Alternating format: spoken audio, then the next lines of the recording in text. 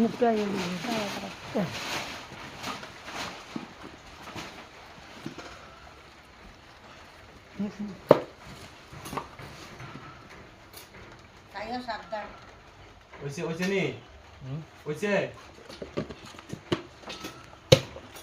নমস্কার, শুভ দুপুর শ্রদ্ধেয় দর্শক। আমরা কথা বলছি এখন, এটা উত্তর মহেশপুর তো কাকু, উত্তর মহেশপুরের অফিস টিলা বিকারচন্দ্র কাকুর বাড়ি থেকে।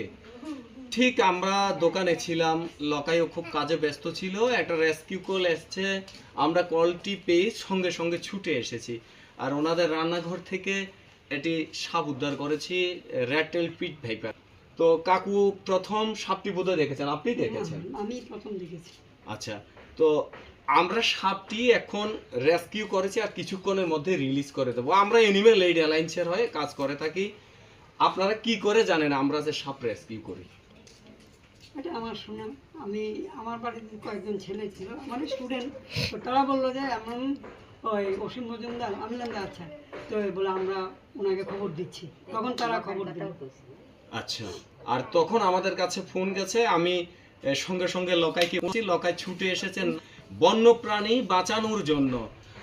বন্য প্রাণকে সুরক্ষা দিতে হবে, তার জন্য আমাদের যে ভাবনা, নিঃস্বার্থ ভাবনা, আমাদের যে কাজগুলি সম্পূর্ণ বিনামূল্যে এই কাজগুলি করে থাকি। নিজেদের ব্যক্তিগত কাজের অনেক ক্ষতি করে হলেও সেগুলি আমরা স্বীকার করি, আর সেখান থেকে আমাদের লকাই ছুটে এসেছে নিজের কাজ পেলে। আমি দোকান ছেড়ে এসেছি, আর ওনাদের এই কাকুর রান্নাঘর থেকে এই সাপটি উদ্ধার করেছি।